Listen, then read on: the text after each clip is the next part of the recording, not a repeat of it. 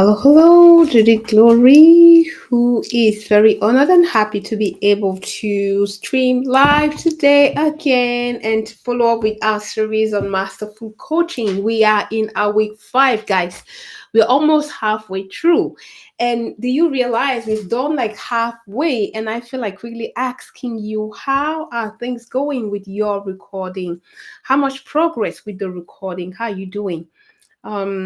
Yes, please let us know in the chat how you doing with the recording, because as we discuss um the game, the offer, the proposal is that by the end, you have at least two good recordings that you can push, you can send to ICF to get your credential. Our aim is that in about 6 weeks, we are, because you have two recordings or more, that you are ready to submit for your MCC credential, or at least that you are discussing with your mentor and peer to ensure it's good enough. So if we are halfway through the journey and it's like not good enough or more, if you've not started recording, I feel like saying, please stop the video and write down your strategy. What do you need? Like, take the time to reflect. What do I actually need? What is stopping me from doing the recordings? um our promise is that you finish in 6 weeks. You get the two recordings. We can share the strategy, the tactics, the tools, the framework. But if you don't sit and do the recordings and listen to them and get the feedback, there'll be nothing. So I'm really pushing and encouraging you. I don't know where you are with the recording, but please, in as much as possible, get to it, get started. And if you have started doing the recording, yeah, good job. I really want to appreciate you for doing that and ask you, what are you noticing as you're doing those recordings? What are you noticing? What are you learning about you? How is the process going? Are you becoming someone, a geek in recording, transcription, learning? What is happening? What do you notice in the process? Particularly, what is happening in you? This is something important, really a question I want to ask you. How much progress with your recording? No recording, you cannot submit your application for MCC credential. And for this series, we want to activate, we want to bring out, we want to tell the whole world this is a masterful coach. And for you to do that, you need to sit and do the recording, assess them, evaluate so that they are ready for your submission. So, how much progress with the recording? I really wanted to start the session today by talking about that, because our promise is that by the end, in about 7 weeks, you can have two. And if you started since week 1, trying with the goal of like 1 or 2 recording, by now you have at least 2 or 3 that you've started evaluating, and maybe that you've received feedback from your mentor, from your peers, or other people in the same journey like you. If it is your case, good job, keep it going. In the process, you are noticing the things you do well, and you're noticing areas of your coaching that need some tweaking. Go, go, go, go, go with the recording. That was my encouragement to start with. We are in week 5. And in this week, we will take the time to talk about core competency 4, which is the coach demonstrate, cultivates trust and safety. This is what we'll spend time talking about today. What is trust and safety? What does that sound like, particularly at MCC level? What are some of the behaviors that demonstrate trust and safety? And what are the ways that you can really demonstrate those behavior in your recording? As for all the other weeks, we will start by doing a quick recap, what you learned, making a link between that and what is happening this week. And then we'll have kind of a learning moment. What is trust? What does that look like? What are the elements that the evaluator is looking for? Then we will continue by looking at your reality. in your own reality now, what are the things you're doing to create that trust, to demonstrate that trust? And then we will close with actions to really improve your ability to demonstrate trust and safety. Let's dive right in because we have quite some material to cover. So last week we talked about creating agreement. The trust creates agreement. Agenda like looks so bulky. Last week, yeah, we talked about creating agreements, and we said that it is important, and that this is one of the key things that you really, I will be prescriptive about this. It doesn't is it's not jury to be prescriptive, but specifically for this one, I want to be prescriptive about it. I don't know any coach who passed their MCC credential who didn't do the agreement well. So last week we talked what is the agreement? What are some key elements that constitute the agreement? The clear topic, how you know and measure the outcome, checking throughout in a session, and facilitating growth. So we discussed the detail, and I proposed something that I thought could be of help, because the coach has to do this one thing. One key of the mastery is the coach does this naturally in the flow of the conversation. If you get the elements of the contract, the topic, the outcome, the demonstration, the measure, if you go and check it like a checklist, if you watched the last time you saw I did a lot of checklists, well, it's easy for them to say you're still at the PCT, you're trying to conform yourself to a checklist. A masterful coach is in the moment. He takes whatever the clients give them and runs with that. But there are some key elements still that the MCC evaluator wants to see in your recording. And the mastery resides in your ability to demonstrate those key elements without having the checklist, taking whatever the client gives you and using it to create that powerful agreement that you use throughout the coaching session.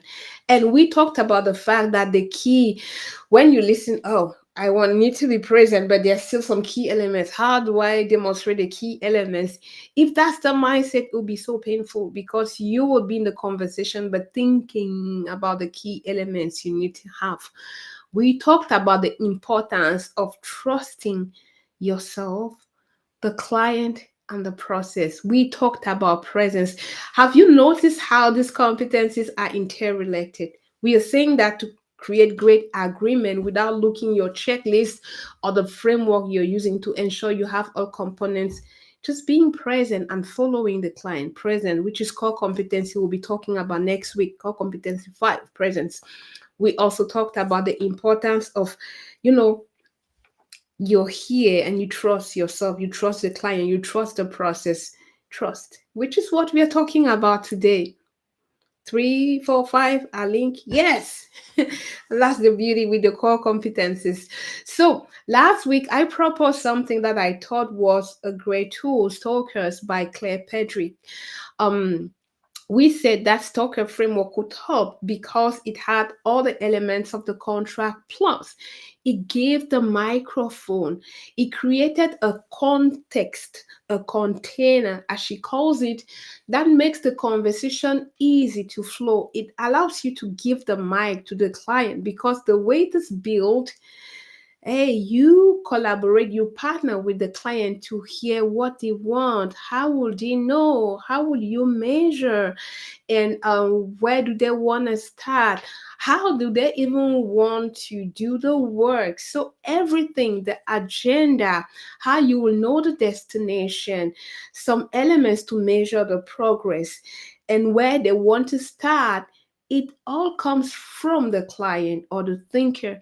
And the way it is set up makes it beautiful to follow, because when they say, I think we should start by taking a cab, okay, you get on the cab. And as they're on the cab, what is happening? What are they seeing? What are they noticing?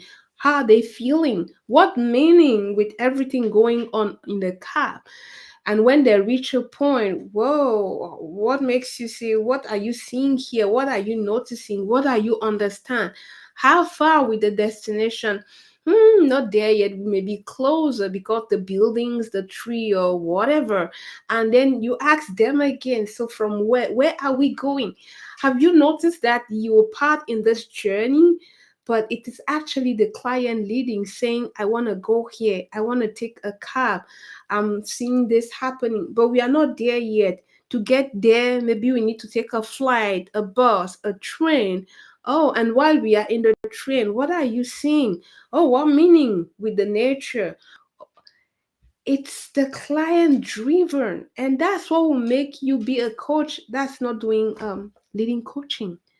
It's the client giving you, like, they are actually driving, and you're there to support, you're there to, oh, okay, what else, where else, what learning. And that's the beautiful thing with masterful and when they say, oh, I see these trees, I see this, oh, what meaning, what interpretation, what insight.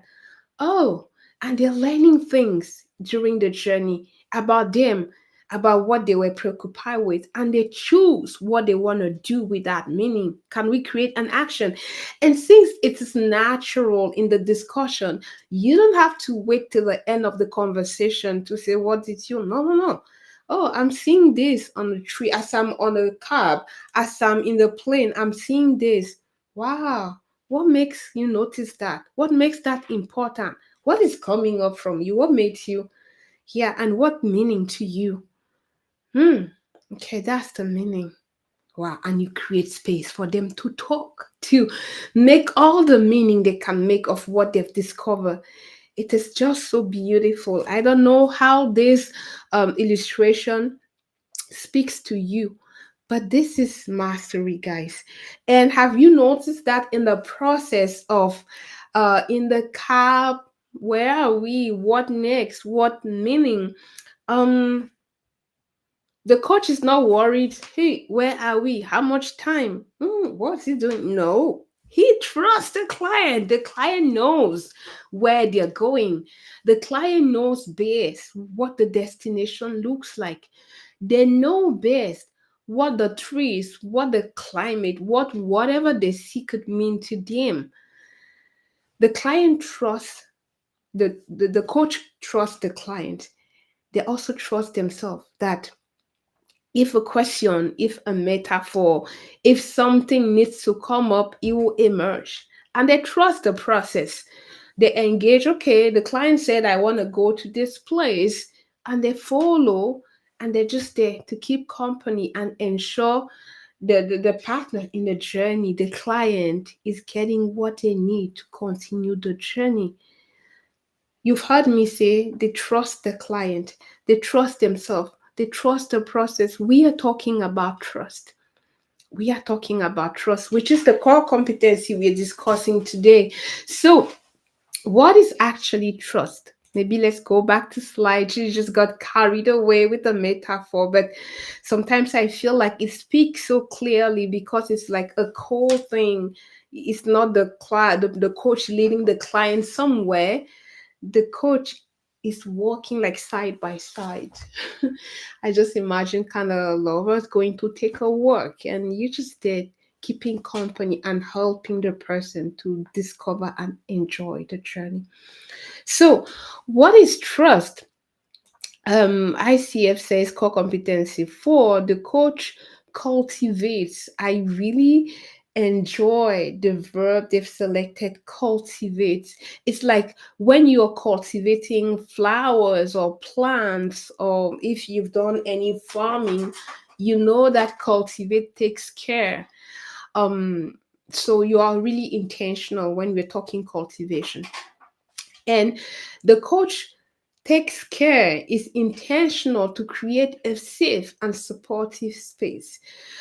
He creates a space where the client feels honored, where he feels seen, where there's no judgment, where there's deep presence, like connection to who the client is. There's a lot of respect, empathy, and sincerity. These are some key elements that will help the client to feel I'm in a trustful place. I can be me. Sometimes I like to illustrate it by saying trust and safety is all about creating that space where whomever the client is, whatever he can bring, thinking, idea, judgment, belief, he knows they're welcome. He knows they're welcome. And again, there, sometimes I like to take the example when you are receiving people at home, or when you're meeting people for the first time. Sometimes, oh, it was so welcoming. I felt welcome. Why? Hands open. Hey, no matter, just give the clothes. Whatever the person brings, they are dirty, they're sweaty, they are smelly. Welcome. Just come and give the keys. And when you do that, people loosen up. People loosen up and they feel free. It's like you give them the permission to be themselves. That's what, as a coach, you do to create trust. And you will notice at the beginning of the coaching a coaching program, when you're working with a client, at the beginning in general, not sure yet, and when you start to say things like, this is a confidential space, whatever we say and do stays here, notice what happens with the client when you say that. Sometimes, especially clients that come maybe from a corporate thing, the HR has negotiated things, they are not sure. So is my manager gonna know?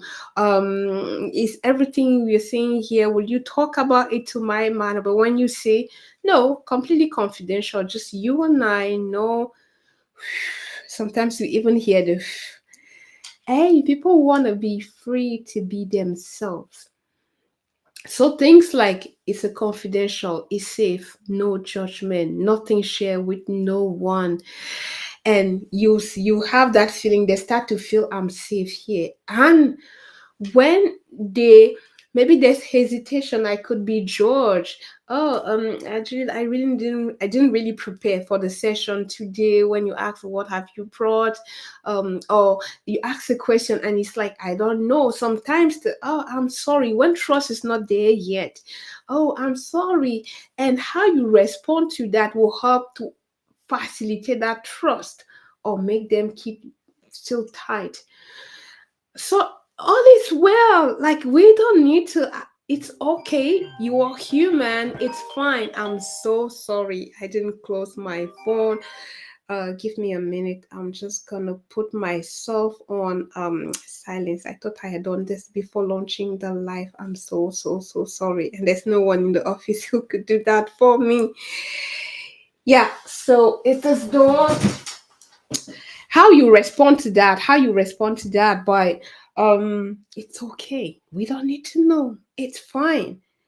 Notice how the client responds to that, like, you're not obliged to have all the answer. Or sometimes something is happening, they're getting vulnerable, and you validate them in the thing, the emotion, the fear, or whatever is going on, the tears. It's not like they can feel, okay, you're embarrassed. Oh, it's it's really tough to be empathy. We talked about that. Showing I understand. It's okay to be human. It's okay to not know. It's even okay to vent. When there's that unconditional, I think I'll use this more often. When there's that unconditional welcoming of the client, they will open up. They will open up. There are so many sessions where it's like, thank you, you allowed me to just, because you tell them it's okay. Oh, I didn't have this. It's fine. And then let's just move. Oh, yeah, yeah. I don't know. Sometimes people who are maybe new to their role, and maybe for them, coaching is like a place where they need to demonstrate and to perform. No need to perform here. This is a no judgment place. Whatever you bring. Oh, yeah, really. When you build this at the beginning and in coaching sessions, they start to understand, whatever I have, I can say it and it's okay. They will loosen up. So I feel like taking a little break here and asking you, what are you doing to allow your people to loosen up? What are the current strategies you're doing, you're using? How are you showing up so that the person you have in front of you or next to you understands no matter what I can say, I can do, I can be? Because that permission that you give them will allow you to do deep exploration. They know that even if emotions come, they don't have to keep it tight, they just allow it out. They just allow it out. And one thing that I want to say is by how you yourself you are being. Do you dare to be vulnerable? Yes, I said vulnerable. Do you dare? When you do that, um, oh, I'm sorry, but I don't understand. Oh, oh, I don't know. This person acknowledges that I don't know, because you're comfortable saying I don't know, I don't understand. You give them the permission to say I don't know, I don't understand. So are you being vulnerable? That's why some people will say you cannot take someone to places you've not been. And that's where the work on you, the coach, is important. Are you accepting? Another good example, trust and safety, you create that by welcoming, acknowledging, and validating the client in their uniqueness. People are different. Like, it may happen that you coach people from different culture, different religious, different belief system than yours. And if you get into that conversation like, this person is very misogynist, you're not saying it, but if you're thinking it, they will feel it. They will feel it, just as when you carry negative emotion, people can feel the energy you're bringing in. And that's where the work has to be done with you. Are you accepting? Are you accepting as a coach? The more you accept, you're welcome.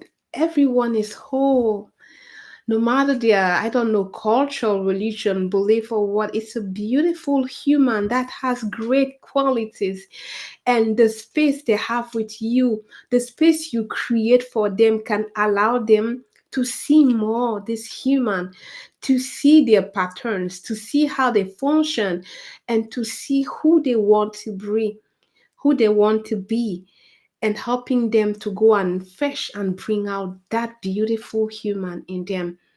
So, to come back to trust, I just got passionate. You can guess this is a topic that I have a lot of interest with. Yes, yes, yes, I do. I deeply believe that each human being, no matter who they are unique and exceptional.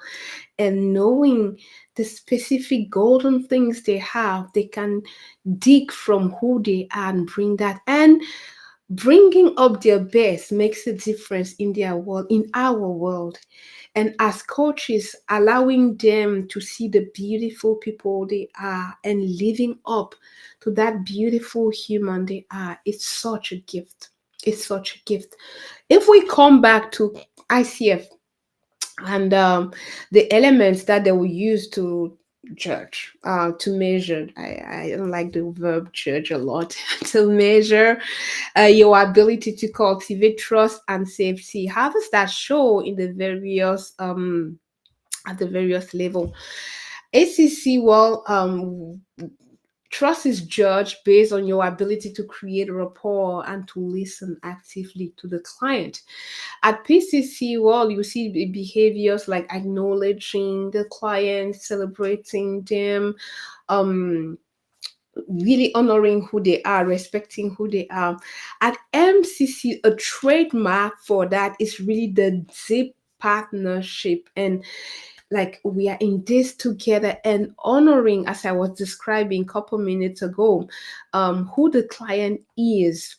There's a lot of respect, there's a lot of acknowledging, celebrating. Yes, and what I call yes and is the coach accepts everything that the coachee or the thinker brings: ideas, emotions, feelings. culture, context. There's no, because if you feel that, even if you don't say it, how can they think at this level? Well, even if you don't say it, if you think it, they'll feel it in a way or another. So the MCC coach, he respects that.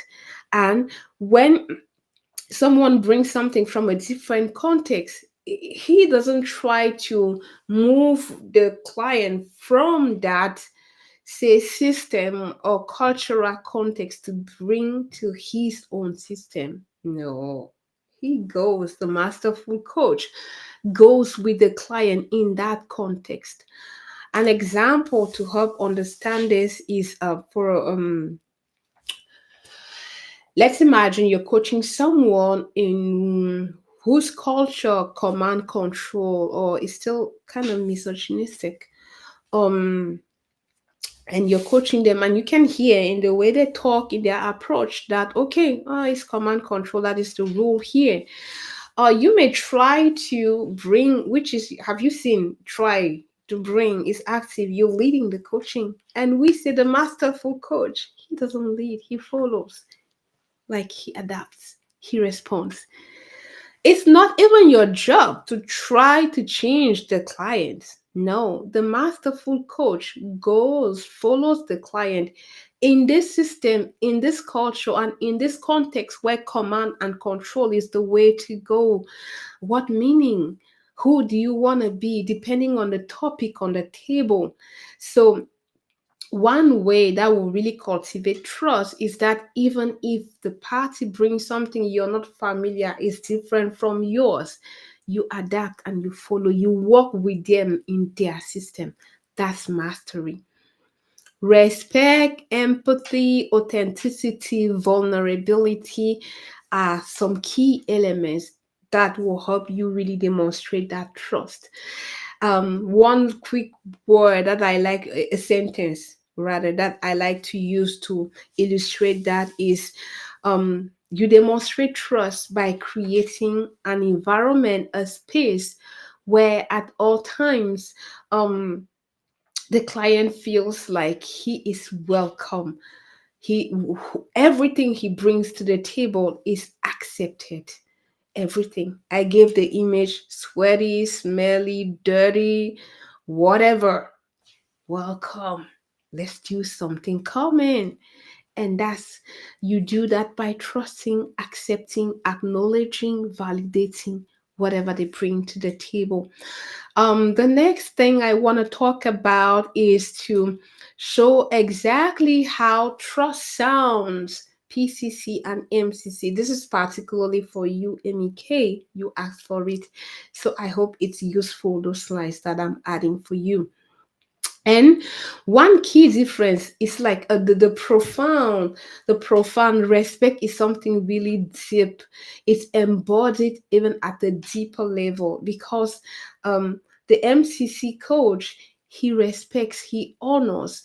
How do you see that? It's the partnership. It's how you integrate the uniqueness of the client in the conversation. Another key thing is vulnerability and openness, which demonstrates trust. Vulnerability and openness.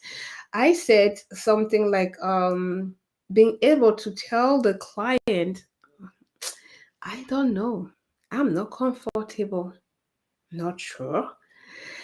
The coach, ACC, like, he want to ensure I'm doing it well. PCC still try to ensure we're getting solutions. Um, Still trying to keep a good figure. At MCC, he doesn't care what the client thinks about them. It's not about them. So if there's something that's really bothering them, they will bring it up. If they don't know, I don't know.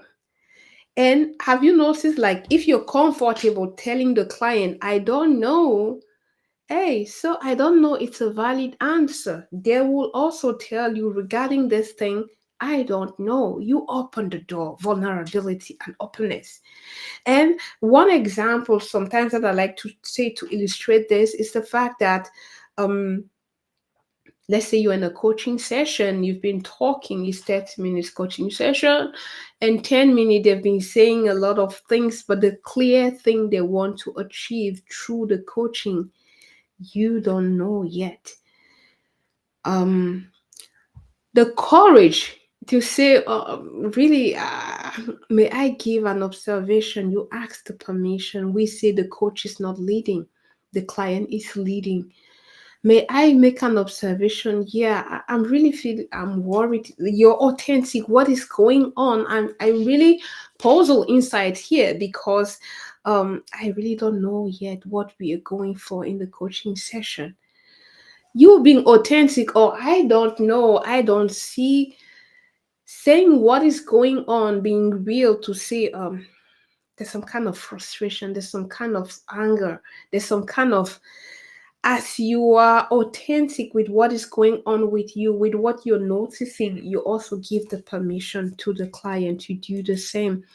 So openness, vulnerability, and then allowing, even inviting the client to dig, to express deeply who they are. It's like the client feels seen in their uniqueness, which is a good thing that will favor trust and safety. Oh, you acknowledge, they're special, they're unique in their belief, they're unique in their approach. Oh, wow. Yeah. So tell me more. Will it be useful? You are okay to go in those specificities of the client, in those things that make him unique, because he feels comfortable. You can delve deeper, you can cry, what is going on here? You can allow them to express themselves in all the ways possible. I want to see, okay, let's sit down. I want to, you acknowledge how they come. You giving them the permission to do that will make them trust you, and you make a great coaching session because you can go deeper. They are not holding back.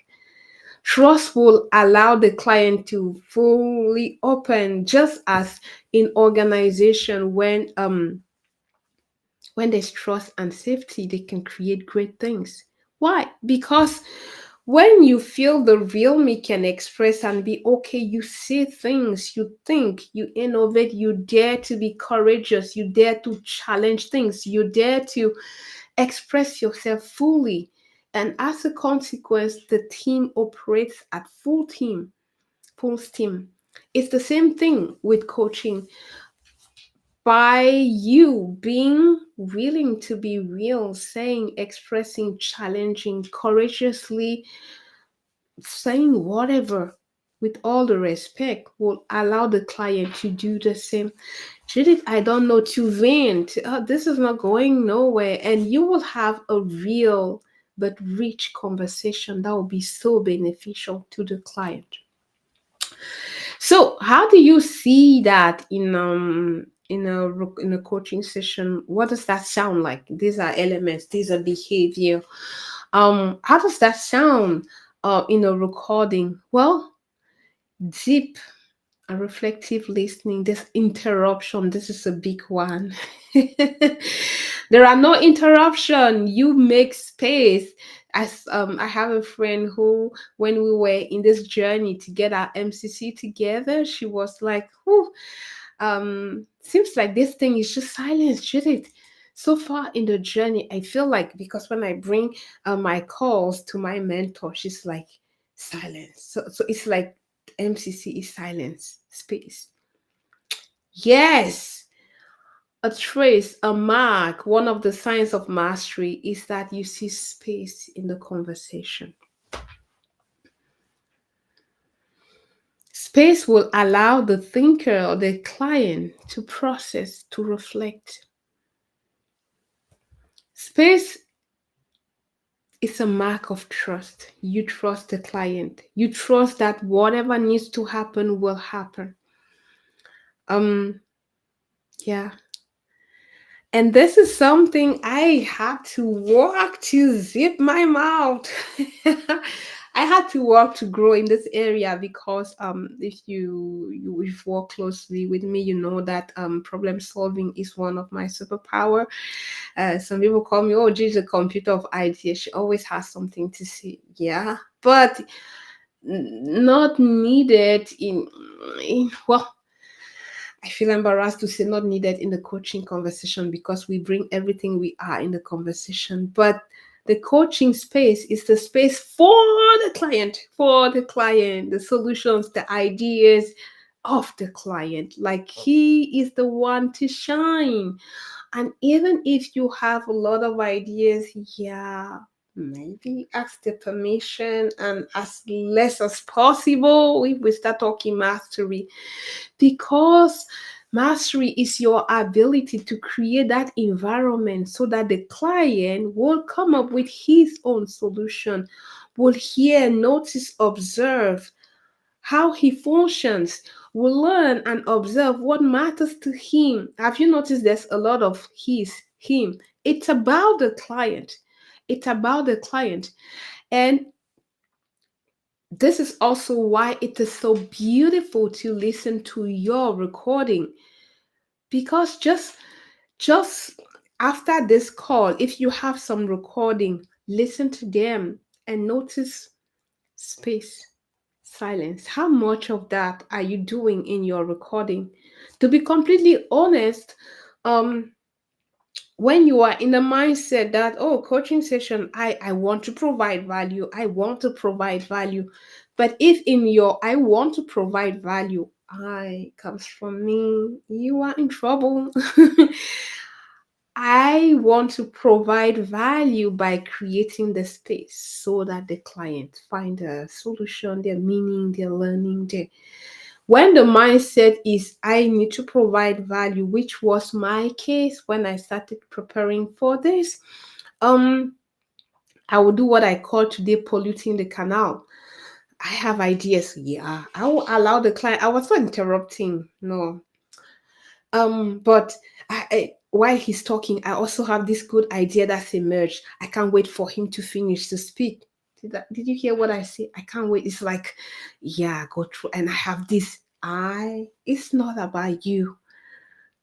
I have this beautiful thing I also want to say. No, it's the client. Are they even interested? How is it helping them move forward? So in this eagerness, there's also this beautiful, this great idea. And that's why sometimes you will hear PCC level coaches are like, I don't understand this ICF with this thing about mastery. Because if you have great ideas that can help the client, why not? Oh, they are your ideas. They are your ideas. And this is what will create some kind of dependency where coach clients come to you for your ideas. It's more, and with time it can develop like some kind of consulting. I've said many times you can be a coach and a consultant, but don't mix the two.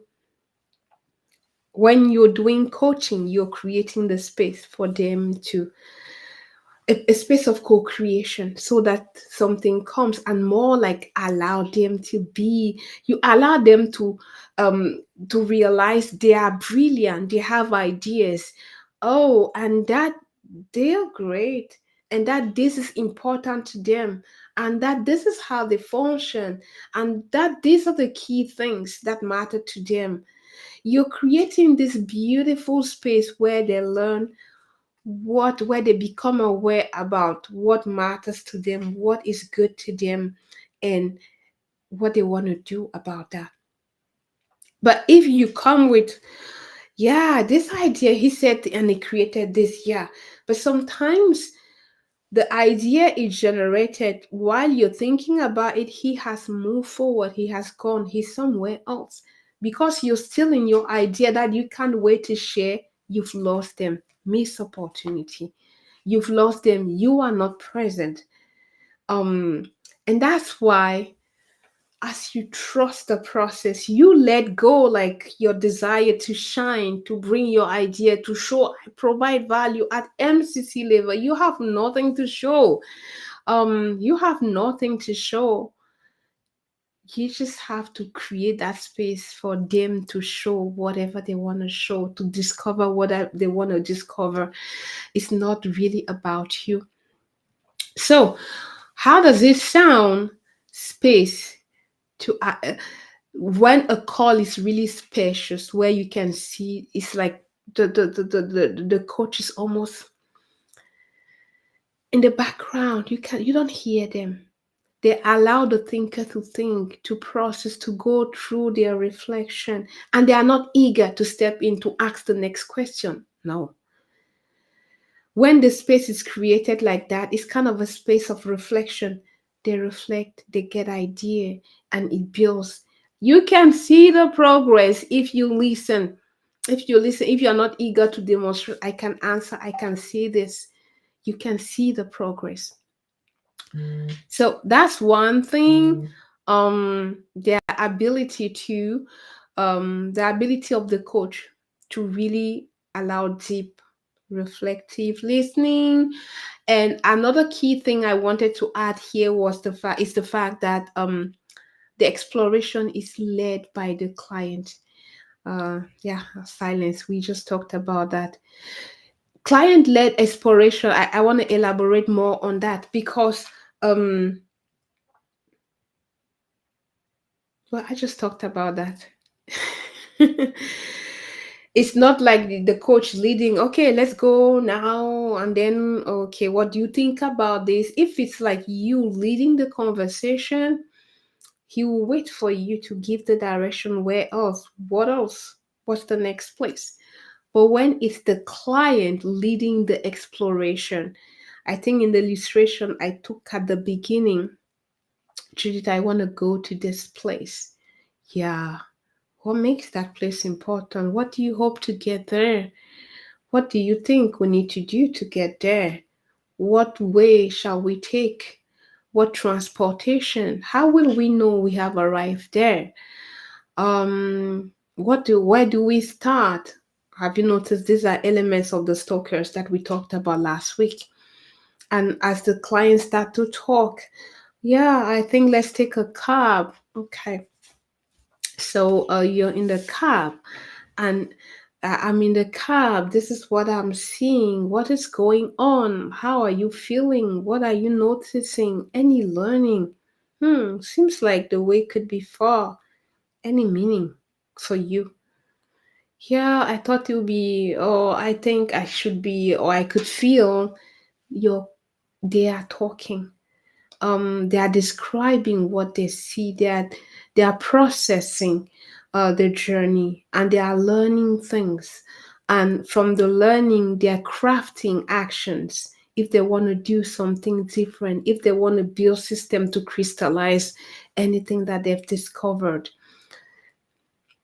But the client leads, I'm seeing this. Yeah, oh, I'm loving this place. What's loving about that? Yeah, it can make me, I feel I can have the impact. Wow, excellent. If you have the impact, have you noticed that the coach is there like to just help him capitalize on whatever is going on? But the real person going, describing, analyzing the journey, it's the client. So another trait of trust is really that client led exploration. Lou, now I feel like saying if you have couple recordings ready, we said silence, we said client led exploration, we said honoring the client in their uniqueness, in their context, in their specific systems. What are you noticing in your own recording? Are you seeing that space? Are you seeing that silence? Are you seeing that the client is leading? This is a big one. If you want to pass that MCC, let the client lead. Let the client take the lead. Give him the mic. Put them on the platform. Let them make sense. Let them do the exploration. Let them tell you what is going on and where they want to go next, what they want to do about that. Let them do the leading. And as you're listening to your recording, how are you responding to what is coming up? Are you acknowledging? Are you validating the client with your ideas, with your feelings? Sometimes people are reluctant to share things. And this is where we said a couple weeks ago this thing about the antenna presence, being really connected to the client, not thinking about your tools, the next question, or the ideas or your strengths, just being there with them. What is happening as you're connected to them? Sometimes you may feel that there is more. To feel that and to guess that there's more to what you're saying, you really need to be connected to the client. So as you if you can feel some embarrassment to share, or they say something and they clearly says embarrassment, how do you respond to that? What do you say to make them feel it's okay? There's no reason to feel embarrassed. It's okay. Whatever is going on, it's fine. We don't have to figure out. You don't have to be perfect. You don't have to know it all. You don't even like what question, remark, or comment you make to make them feel it's okay. Yeah, I hear that. Oh, it's normal to feel that. It's so human too. When you say those things, if you find traces of those things in your recording, good job. You're making the client feel it's okay. I can open up. I'm safe here. It's correct to be me. So these are some things that the evaluator will listen in your recording. I'm seeing that time has flown away. We have like about 10 minutes to go. So I want to invite us to go into what I will call the reflective place, where I want you to think about your own your own coaching. And again, if you have recordings, I want to invite you to just reflect. What are you currently doing to create um trust and safety? What are you intentionally? We talked about the fact that cultivate is an active verb. You don't just and then cultivation happens. No, you need to dig the ground. I'm a farmer's daughter, so you need to dig the ground. You need to put the grain. So whatever you're cultivating, you need to nurture. You need to put some product to encourage growth. You need to water the plant. So what are you doing to cultivate, to nurture, to take care um, of trust in the conversation? As you're reflecting on that, when you're listening to your recording, what are you seeing? Are there some evidence showing that, okay, you create a trust place? Are people speaking up? Are people sharing embarrassing things? These are evidence. Uh, Trust when people laugh, when there's some kind of rapport, and it's like there's some kind of it's the word in French coming complicité. It's like, oh, these people are really, they're close. They can laugh each other. They can. Are there some elements like that in your recording? They show trust. They show trust. Are you respecting? Are you following the client in their uniqueness? Are you acknowledging who they are, even the painful things? Are you acknowledging even their negative emotions? It's okay. Validate. Make them feel validated. It's okay. Listen to your recording and note what you are doing. If there are these elements, how can you continue to do more of that? What could help you be in that posture in each of your call? Hey, just imagine the beautiful gift you will make to people when they know, when you create for them a space where they feel seen, they are important, and no matter what they show, they are loved and appreciated and welcome. It's such a gift. It's such a gift, guys, and we as coaches can offer that to each of our coaching. So listen to your recording. What do you see? Personally, I was great at acknowledging, validating. I really love this core competency. It's one which where for all the recordings I submitted for my MCC, I always had trust and safety great. But as I listened to my recording to grow, one area where I had to develop was the silence thing, space silence. I was polluting the canal. So even though there was a lot of acknowledgement, celebration, it's okay, blah blah blah. One area that I had to work on, and to be completely honest, I have to continue to work on that, because when I have this coaching agreements where clearly the person who signed the agreement, we want value in there are times when, and sometimes I can get passionate about what is going on with the client, and I think, oh, this idea, so I need to really hold back. Zip, Judith, is not a consulting time. Zip, Judith, is not a time to show you could have these great ideas. Zip and allow the client to go through their reflection. It's not that as a coach you cannot offer something. We say co-creation, but the focus, the highlight, the cameras should be given to the coachee, to the thinker first, because as you give them the mic, you give the space, they think, they process, and a lot come up from that processing when you just stay silent and allow them give the space. That's one thing I had to work on. So, as you listen to your recording, what are some things that you could do if you notice you're already great at creating space, silent, allowing the client to really process? I love this little thing that Claire Pedrick offered.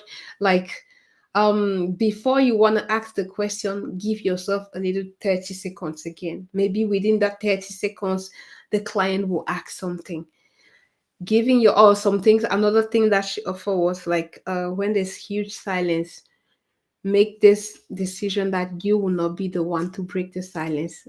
It can be weird if the silence is very long, um but as you really take the time and get to develop the habit to allow space for the client to think through until they tell, yeah, Judy, they're like, yeah, that's what I had. Okay. So they finished their processing. Now you can come in. Space, silence, empathy, validation, no judgment, everything and anything that the client comes up with, words, thinking, ideas, beliefs, culture, is a yes and. Yes, and is you accept, you welcome whatever they bring. It's excellent. If you're already doing that, good. If you are not, what is one thing that you want to add in as you're coaching, in your coaching conversation, to um convey this message to the client? You're welcome, and everything is welcome. Your ideas, your thinking, your emotions, your perfume, your odor, your everything is welcome. We mentioned some key things: space, silence, deep respect for the uniqueness of the client, validation, empathy, understanding, authenticity, being real, how being vulnerable and open. These are some key things you can. What do you see that? Do you see that in your recording? You see, it's time for me again to talk about the importance of recording.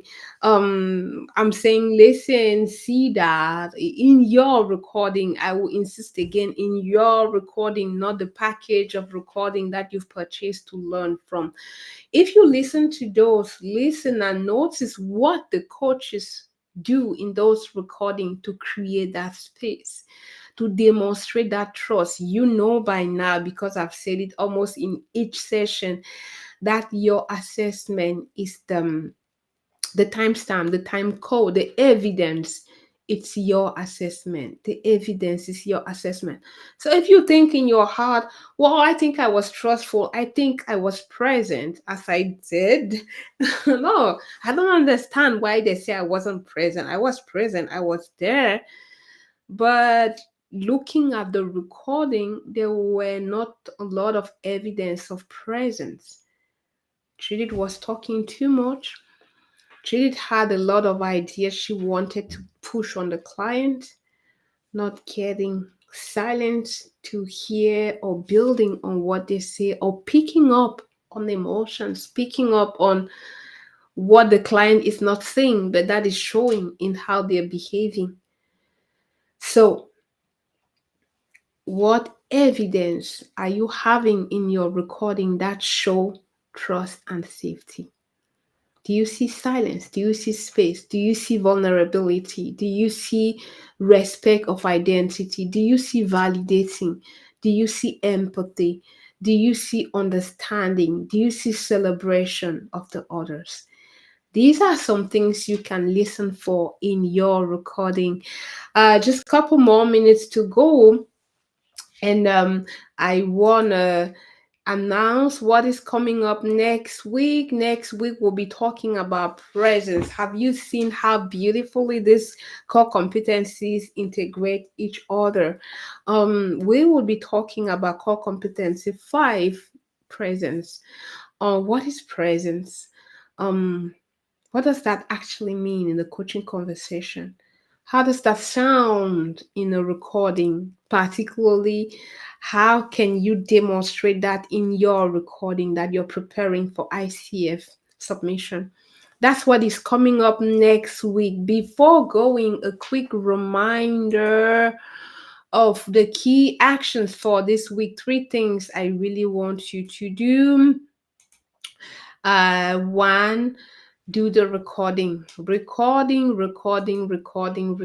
It's like the key thing, the key song, the key, I want to say again, recording. Recording. So if I'm quickly going through slides, I want to ensure that the key things to do this week. Well, it's not showing well, so I'll just talk it out. 3 things. Number 1, record, do even more recordings. As I said at the beginning, we will be in week 6 next week, so we've done halfway, and we promised 2 good ones. How many good ones do you have? We hope at least 1. And to have a good one, you need to do many recordings, except if you're already an expert and each call, it's a good one. To know, you need to do it and listen and assess and pass it through your mentor to also have the feedback and green light to submit. So as many recordings as you are, go for them, please. Record. Next thing, number 2, is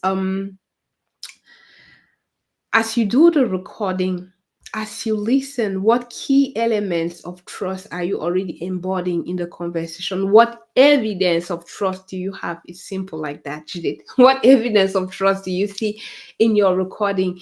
And what can you do to continue to do that in each to do that again, to do more of that in your coaching conversation? And if there are things that are lacking, what are there? And what one strategy, what one thing are you willing to try to demonstrate that? I'm thinking something simple like, what can you do to give more space for your thinker? We say space, no lack of interruptions, vulnerability, openness, honoring, and you see that with the partnering, respecting, following the client where they are, empathy, celebration, acknowledging, and validating the client. Which one of these do you have evidence of in your recording? Choose one thing to work on. And then lastly, those recordings that you have, hey, go and get the feedback from your peers. Go and get the feedback from your mentor, because you're not doing this alone. Go and get the feedback, and that's how you may think it's good. Many times I did recordings that I thought they were good enough, but another pair of eyes and ears, I didn't actually see it through these lenses. And you don't know who would be the eyes or lenses that will evaluate your performance. So as many people as you can get the feedback from, the better. These are the 3 things: record, choose one strategy to implement to demonstrate more of the behaviors we talked about, and then ask the feedback on your recording. Judy, time to go. They're pushing you out of the studio. I hope it was useful. I would like to hear from you. You can always put the comments in the chat. Feel free to reach out, to comment, to shout out, to share to anyone who might need it. If you like it, it'll be a pleasure meeting you back next week, same time, 12 Eastern Time in English or 10 in French. It was a pleasure and looking forward to hear how you're doing with your recording so that we can celebrate